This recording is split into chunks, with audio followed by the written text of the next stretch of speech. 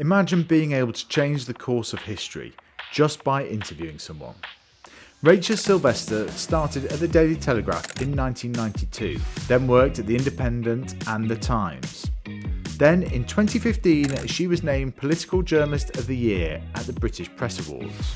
In the 2016 leadership election, Rachel held a seismic interview with Andrea Leadsom, which led to her pulling out the Tory leadership race and Theresa May becoming Prime Minister a matter of days later. Talk about an interview having seismic impact. Off the back of that, she was named 2016 Political Journalist of the Year by the Political Studies Association. She now has her own podcast, which is called What I Wished I Had Known, with guests like Tony Blair. We recorded this interview at the Tony Blair Future of Britain conference. On to today's episode. Rachel, welcome to Jimmy's Jobs of the Future. Thanks, lovely to be here. What's the difference between a journalist and a commentator? Well, I would say that a commentator is a journalist. Yep. So there's a news reporter and a commentator, maybe two different things. A news reporter takes what's happened in the day and gives the most concise, accurate version of it, normally. Yeah. A commentator can either analyse what's happened or give their opinion about what's happened. And I do a sort of mixture of the two, but my background actually was in news. So I was a kind of consumer affairs correspondent for a bit. Then I was a political reporter, political editor before I became a political commentator. So I'm always kind of in the back of my mind thinking, what's the new thing I'm telling people? I always think I'm not sure that people are that interested in my opinion, but they do want to know something new. And so there is a sort of, I think there's different ways of doing the job, but journalism basically is journalism, and it's about finding stuff out, usually stuff that people don't want you to find out. Yeah, that's the sort of classic definition of news, isn't it? It's yeah. What somebody wants suppressing somewhere. But I guess most people therefore start out in news, right, before the kind of commentary piece and the analysis, right? I think so, although actually some people come into commentary via academia or former special advisors, former politicians. For example, William Hague writes a very good column in the Times. Danny Finkelstein, who was a strategist advisor to various prime ministers and Tory leaders. So actually, it's probably quite rare to come into commentary from news. Relatively rare. There's a sort of slight division of the two. But I think it's commentary is really interesting because you still get to meet loads of fascinating people, but you also get a little bit of your own take on it. How's the job changed in the couple of decades that you've been doing it? I think politicians have become more nervous, more wary of the media. It used to be that you would go out for long lunches, over a couple of bottles of wine, somebody would really open up, and then they would trust you that it would stay off the record, but they would be quite honest and open.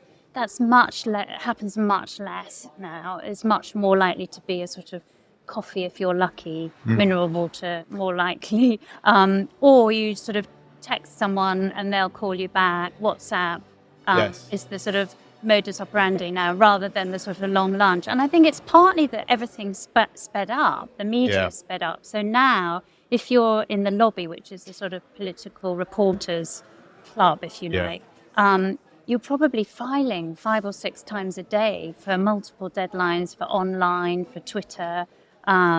You're kind of operating on all these different levels. Whereas when I started as a reporter, you'd really just file once a day at sort of 6 o'clock. You'd do that story, and then you'd be working probably on 1 or 2 things in the background, but you wouldn't have this constant churn, and that makes it harder to sort of have the long lunch. But I also think politicians have become a bit more risk averse and a bit more nervous, and they're all now obsessed by their grids. Yes. They're sort of media grids where both the government and the opposition have a very strict timetable of what's got to be announced when. And if anyone goes off it, they're in big trouble. Whereas, of course, our job is to make sure they do go off it. And what advice would you give to younger journalists who are trying to break in nowadays?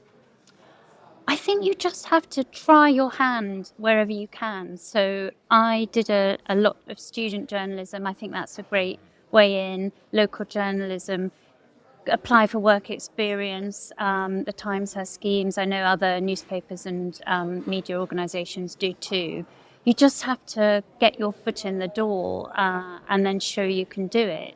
And then when you're there, be as curious and, as possible. Just always go for it. Always say yes. Always try whatever the new thing is. Yep. And take every opportunity, because you probably don't get that many opportunities. So you just have to seize the day whenever you can. Do you think more broadly we're becoming more risk averse as a country, as well as perhaps politicians? Maybe. I think there's a sort of anxiety, even before the pandemic, actually, about, it's climate change, it's, pandemics, it's insecurity, financial insecurity, cost of living. There are these multiple crises, the war in Ukraine. I think that does create this sort of anxious culture. I'm chairing a health commission at the moment for the Times, and what a lot of our commissioners are saying is that medicine's become more and more risk averse. So it used to be the professional was trusted to make a decision. They would sometimes make mistakes, but broadly people looked up to what they said, and usually they got it right. Whereas now the system's become so risk averse, actually sometimes to the detriment of patient care, because it's sort of lowest common denominator, if you like, rather than the sort of real expert being able to kick in. And I wanted to touch on the commissions, because obviously you led the Times Education one a couple of years ago, took a year to report and so on.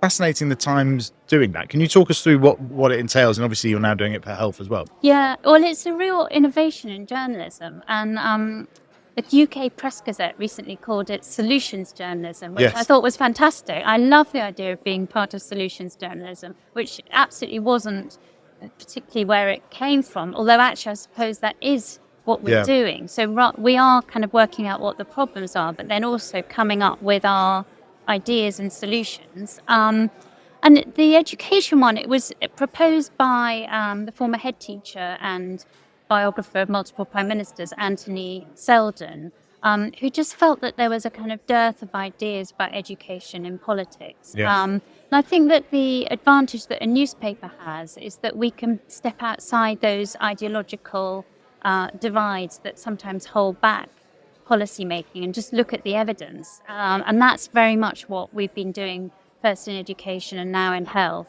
We've had sort of fortnightly evidence sessions with all kinds of people, and I've been going around the country visiting hospitals or schools, and going abroad as well. I've just got back from Japan looking at their care homes and their anti-obesity strategies. So trying to learn from the best around the world or around the country, and then say, actually, in a sort of pragmatic, practical, non-ideological way, what would make things better? Yeah.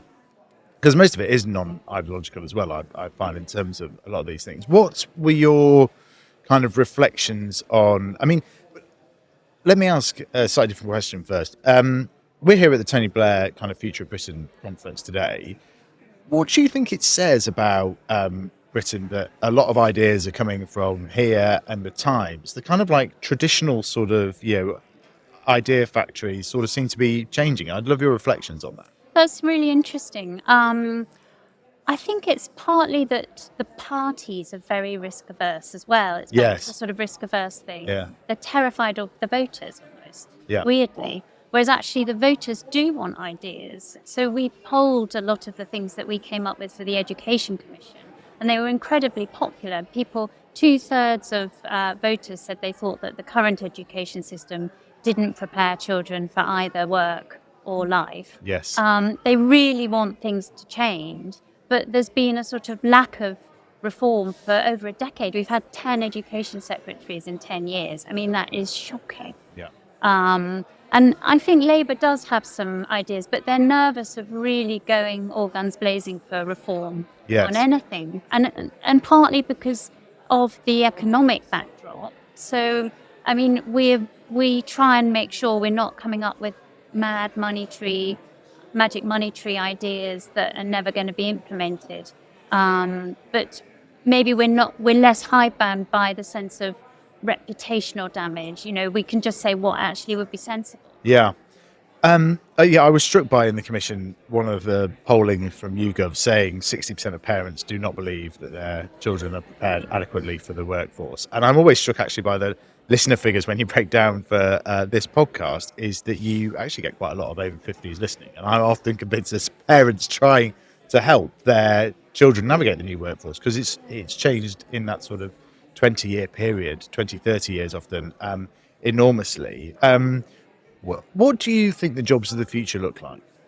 I think one of the things is we don't really know, which is what's so exciting in a way, but also slightly daunting. And I think there's a danger that our education system all the way through, right from primary school through to university and further education colleges, is preparing children for the jobs of the past, or the jobs, not even the jobs of the present necessarily, actually. So some of the sort of curriculum that is very much based on sort of kings and queens of England and facts and figures and knowing the names of rivers.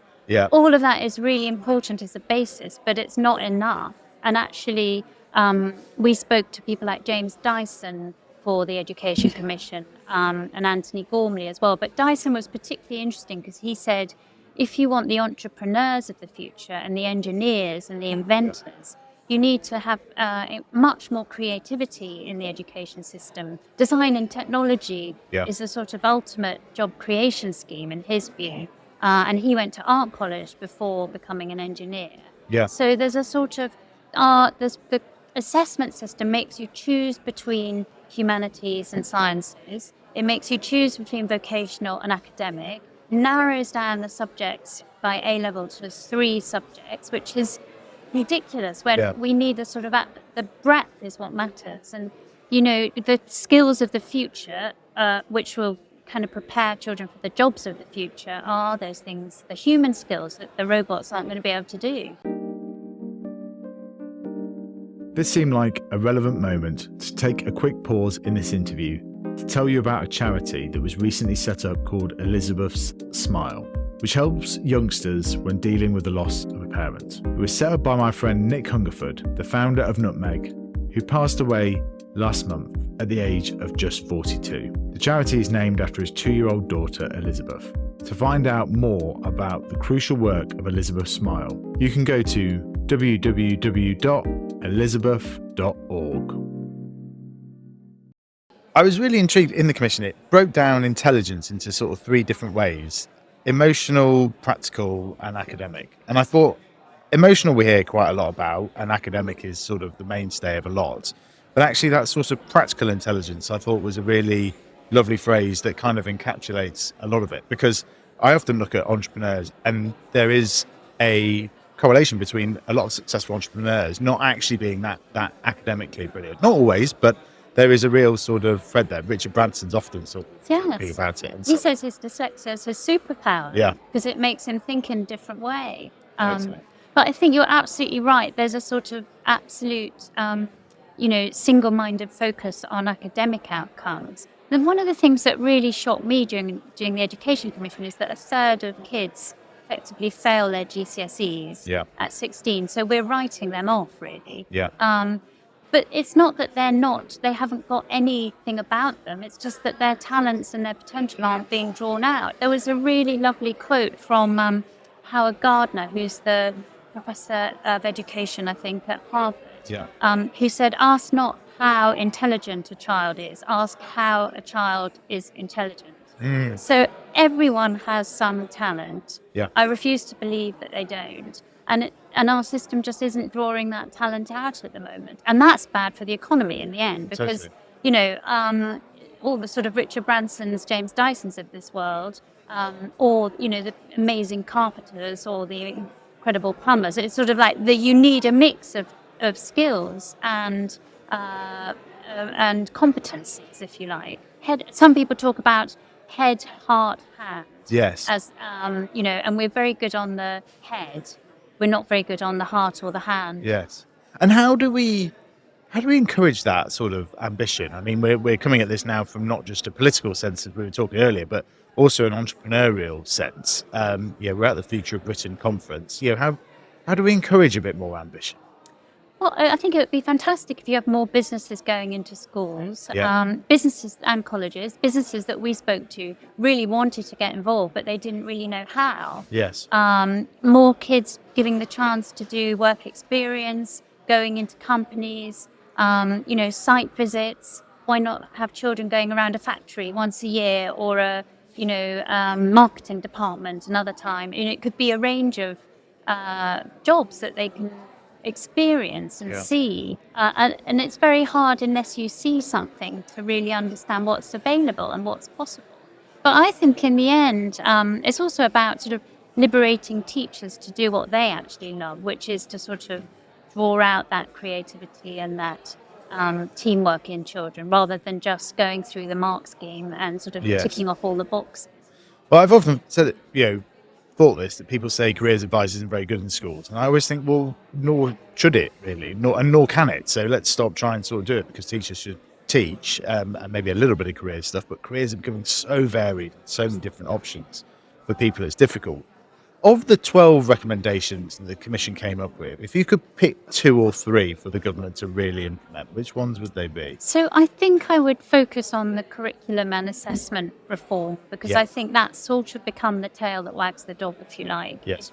And into that falls Ofsted too, that if you have a assessment system that is so narrowly focused on academic outcomes and sort of narrowing down children's options as they go through the system, funneling them into these increasingly narrow subject areas, which actually aren't anything to do with the real world anymore. If you think about the big challenges, whether that's climate change or pandemics or AI, those don't fit into those narrow subject boxes. So we said there should be we called it a British Baccalaureate, which would have, you do 5 or 6 subjects at 18, and that could be a range of academic and vocational, a range of science and arts, and you do a sort of slimmed down number of subjects at 16, so that you could then have more time to focus on other stuff, things like drama, music, sport.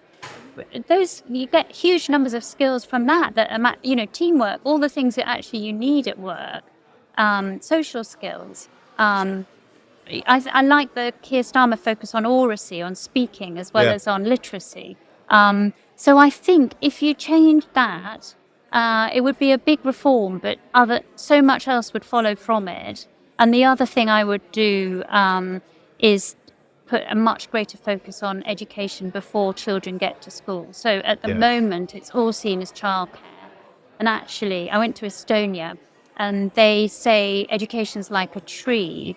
And actually, the success of the tree depends on its roots, and the roots happen before you even get to school. And there's such a sort of variety in parenting styles. The only way to really level that playing field is to have a kind of properly integrated, sort of more educational approach. I'm smiling if you're watching on YouTube, because that was going to be one of my final questions on the education, but it was about Estonia. But partly that, but also the they use technology a great way. Sort of age. Can you talk us a little bit through what you saw there? So it's amazing. I went to one school and they were learning robotics from the age of 7. These little children were all absolutely, coding is sort of old hat for them, because actually now the machines are going to do the coding. But they were learning to use robots. They were doing classes in virtual reality. So they were going to the rainforest in geography in virtual reality. In fact, one of the teachers said she'd been absolutely terrified because this incredibly lifelike snake came out of the forest, and she's got an absolute phobia of snakes. But when they're studying English, they went to London in virtual reality. Fascinating. And so it sort of brings, and you don't want to do it the whole time. You don't want them all stuck in VR glasses the whole time, but to bring learning to life. And then the other thing is they have reshaped their curriculum around what they call 21st century competencies, which is all the stuff we've been talking about: creativity, communication, teamwork, entrepreneurship is explicitly there in the curriculum. And they're actually the best system in Europe, according to the OECD. So it's not dumbing down, quite the opposite, it's dumbing up. And I want to talk a bit about your podcast as well, because one of the key kind of skills which is incredibly difficult to teach, is resilience. But you have this amazing podcast which goes about the challenging times that people had early in their life. Can you just tell us a little bit about it? Yeah, so it's called What I Wish I'd Known. And I do it with my Times colleague, Alice Thompson. And we talk to extraordinary people who've overcome some kind of trauma or adversity in their early years. And it's incredible. When we started researching this, we've done a book now on it as well called What I Wish I'd Known When I Was Young. We started looking into prime ministers. And I think it was 65% roughly of prime ministers going back through history to the very beginning have had some kind of childhood trauma. And many of them actually have lost a parent in their early years. I mean, just think of the recent past. Boris Johnson's mother was taken into a psychiatric unit when he was, I think, 8. Yep. And that had a huge impact on him. In fact, she herself said that was the moment when his desire to become world king kicked in, because he wanted to sort of protect himself. Yes. Tony Blair, his father had a stroke when he was 10. Tony Blair was 10. And he says that was the spur that drove him into politics. But I think it's not just ambition that people get, it's resilience. Stuart Rose, the businessman, said to us that early trauma, his mother took her own life very sadly when he was just starting out in his retail career, in his early 20s. And he says early trauma is like a vaccine against future pain. You know you can survive. So, if you're going into some sort of horrific boardroom deal, nothing can be as bad as the pain you went through. Yes. And I also think it gives you an empathy, which is so important at work. Someone like Mary Portas, the retail guru, again, she lost her mother, and she said it gave her an understanding of it was the shopkeepers locally who looked after her and told her how to cook the meals for her younger brother, and they said what your mother used to buy was this, and then she'd make that, and it gave her an understanding of how people shop, and that's been obviously the foundation for her career. For other people, it's a sort of sense of ruthlessness, but I think that sort of time is finite as well, right? Yeah, exactly. And urgency is the key one. But I think resilience, you almost can't teach it. You have to experience. You have to learn it through experience. So the rapper, Professor Green, puts it really well. Again, his father took his own life, and he says, unfortunately, there's only one way to become resilient. It's by suffering. And paraphrasing, but what's that about? And that's true. And I think, but I think you can, in education, teach that sense of grit. And it might be on a small level by learning to lose at football, or by, trying something and failing. And you sort of build up gradually that sense of resilience. But for those who have struggled and had some kind of really discombobulating childhood, I think it does become almost a superpower for them. Or it can. And the interesting thing is, actually, of course, for a lot of people it doesn't. And usually the people we've interviewed who've been very successful have had someone else, some other kind of adult in their life, some source of stability. Yes. Which also, I think, for me, is a sort of source of optimism, because actually, if the state got its act together, we could help a lot of these children. And it's also something I was struck by doing some of the research around it as well, that it's true in the US as well, that lots of US presidents as well. This is not just a sort of UK isolated thing. And all around Europe, Napoleon, it's a sort of, it's known as the Phaeton theory, I think, but after a Greek character who flew his chariot too close to the sun. And then, that pain sort of gives you a sort of intensity of emotion that drives you on. If there was one episode that people should go and check out, which should it be? Well, we're at the Tony Blair Institute conference, so I think I would say the Tony Blair one, because actually I've interviewed Tony Blair many times over the years, and about everything from becoming a father to the Middle East to education, Brexit. But this was the most interesting and open and revealing interview that Alice or I had ever done with him, because he talks about his own pain, but also the honesty of how his ambition was created, and how actually that's how his politics was formed, because his father had been a Conservative. So in some ways, and had about to stand for a seat, he said in the interview. He'd wanted to be an MP. In fact, he'd wanted to be Prime Minister, a Conservative Prime Minister. So Tony Blair almost felt the responsibility to go into politics to fulfill his father's ambition. Yeah. But he always understood what the other side felt and thought. So he was Labour, but he always understood what Conservative voters wanted. And I think, in a way, that was probably the secret of his success. Yes, very much so. Do you think he might serve again, find another job? I can't see him coming back into government, but maybe some kind of advisory role. I mean, and arguably with the Tony Blair Institute, he's become a sort of one-man think tank. Yes. And in fact, during the pandemic and subsequently, he's really shaped government policy. And I can see him doing that across party lines.